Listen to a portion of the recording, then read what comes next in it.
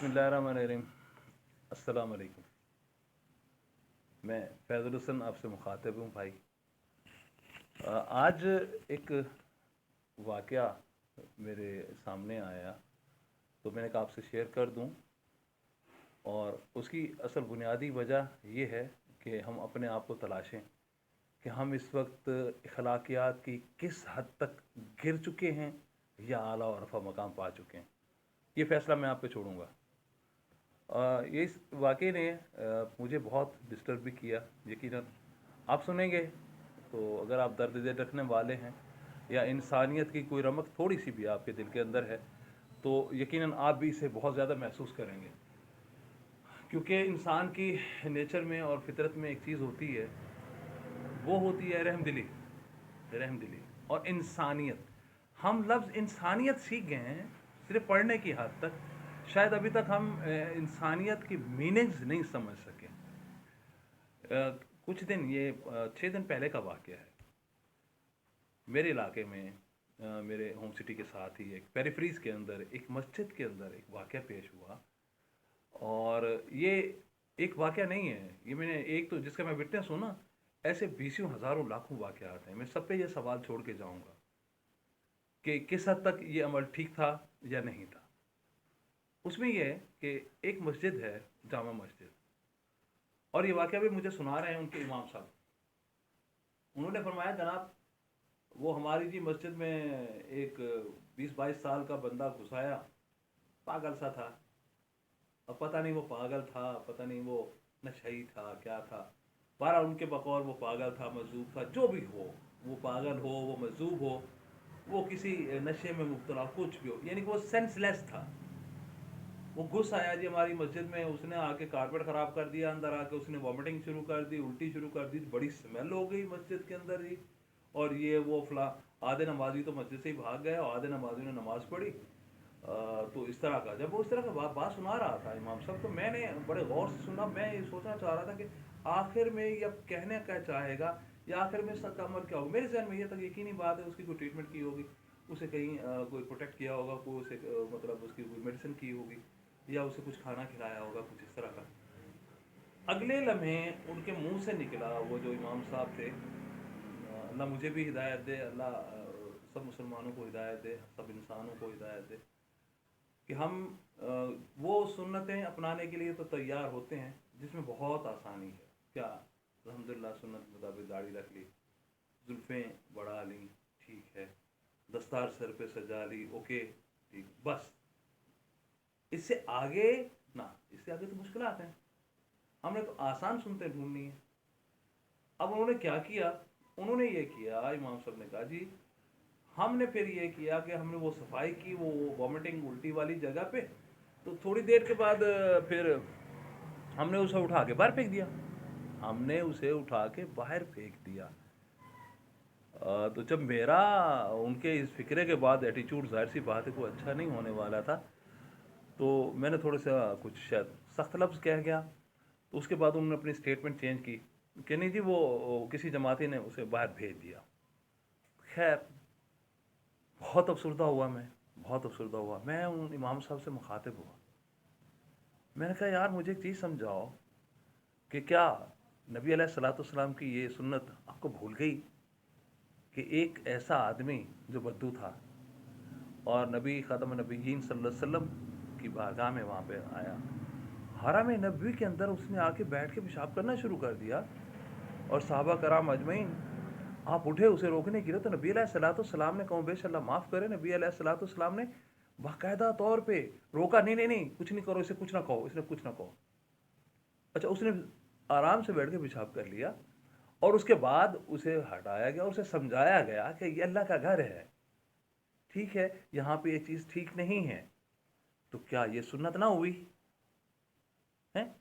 मुझे बताएं कि आखिर आखिर हमने 2-3 सुनते पकड़ने के बाद टखने से ऊपर सलवार रखनी है, ठीक है, बहुत अच्छी बात है, सुन्नत रसूलुल्लाह है, और ये 2-3 चीज़ें करनी है, बस दीन मुकम्मल हो गया।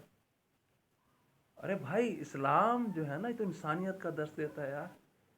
सरकार अलैहिस्सलाम का कौन सा ऐसा अमल है जो 1400 साल के बाद भी आज आपको ये महसूस नहीं होता कि आज की बात है? اس سے بڑا معجزہ مصطفیٰ علیہ السلام کوئی ہے؟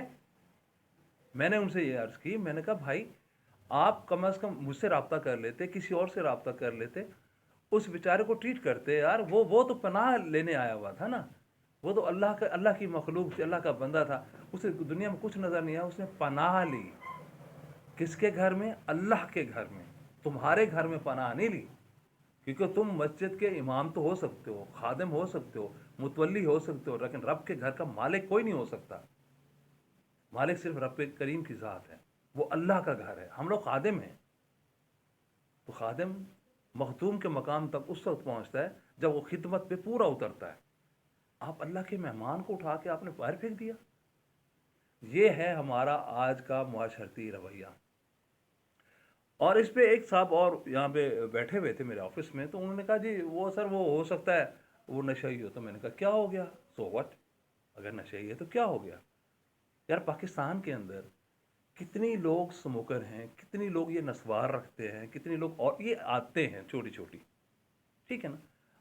ایک عادت چھڑوانے کے لیے آپ کی زندگی لگ جاتی ہے، اور اپنے آپ کو سوبر شریف پرسنالٹی والا بڑے نیک بڑے پتہ نہیں کیا کیا اپنے آپ کو گنواتے ہیں آپ۔ اور وہ جو اگر خدا نہ خواستہ وہ نشئی بھی ہے، چلیں میں ایک لمحے کے لیے آپ کی بات مان لوں، پہلے تو اپنے وہ فقیر کا، پھر ملنگ کا، مجذوب کا، چلے آپ نشئی بھی کہہ دیں، تو وہ انسان نہیں ہے، آپ نے اسے انسانیت کے کھاتے سے نکال دیا۔ اس وقت جس وقت وہ اللہ کے گھر میں آیا ہوا تھا، وہ ڈیزرو کرتا تھا کہ آپ صفیں اٹھا کے باہر روڈ پہ ڈالیں اور وہاں نماز ادا کریں۔ آپ اس اللہ کے بندے کو، اس اللہ کے مہمان کو بے در نہ کریں۔ آپ یہ جو آپ نے عمل کیا ہے، میں نے ان سے کہا ہے، میں نے کہا میں خود خطا کار انسان ہوں، لیکن آپ کے لیے میں یہ ضرور کہوں گا کہ جائیں اور صلاۃ و توبہ پڑھو۔ اور آج کا میرا جو پیغام ہے، یہ پورے جتنے مسلمان لوگ جو مجھے سن رہے ہیں، جو مجھے دیکھ رہے ہیں، میں ان کو ریکویسٹ کرتا ہوں، میں دست بستہ ہاتھ باندھ کے ریکویسٹ کرتا ہوں کہ اللہ کے واسطے اللہ کے مہمانوں کے ساتھ ایسا سلوک نہیں کیا کرو، ورنہ اس کے انجام کے لیے تیار ہو جاؤ۔ تمہاری نمازیں، تمہاری عبادتیں، تمہارے زہد تقوی تمہارے منہ پہ مار دیے جائیں گے۔ جب تم انسان کی قدر کرنا ہی نہیں جانتے ہو، تمہیں انسانیت کا ادراک ہی نہیں ہے، تمہیں سمیل آ رہی ہے، اس کی الٹی سے سمیل آ رہی ہے، اور تم خود دیکھو سراپا سر سے پاؤں تک کیا ہو؟ مجھے بتاؤ میں کیا ہوں؟ میں کیا ہوں؟ میں بہت صاف ستھرا آدمی ہوں۔ میں نے اپنے اندر کیا رکھا ہوا ہے؟ اور ہر انسان کے اندر کیا ہے؟ گھر کے اندر ہم نے واش روم کیوں بنائے ہوئے ہیں؟ غلاظت سے بھرے ہوئے ہیں نا ہم لوگ۔ اپنی غلاظت نظر نہیں آتی نا، دوسری کی الٹی وامٹنگ یا کچھ اس طرح کی چیز آپ کو بہت بہت وہ کیا کہتے ہیں، آپ جو ہے نا اس سے اگریسو ہو گئے جناب، بھائی یہ کیا ہو گیا جی، اللہ کے گھر میں یہ ہو گیا، اللہ کے گھر میں یہ ہو گیا۔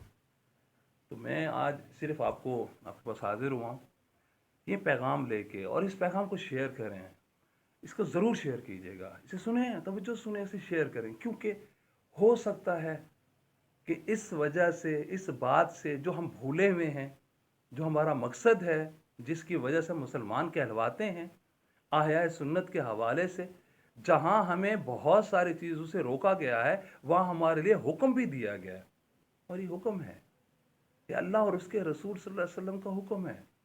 خدا را اپنے ایٹیچیوڈ درست رکھو۔ کوئی نہیں پتہ چلتا کہ کون سا وقت اس مجذوب والا، اس وہ جسے آپ پاگل سمجھ رہے ہو، وہ پاگل آپ بھی تو بن سکتے ہو نا۔ کتنی دیر لگتی ہے؟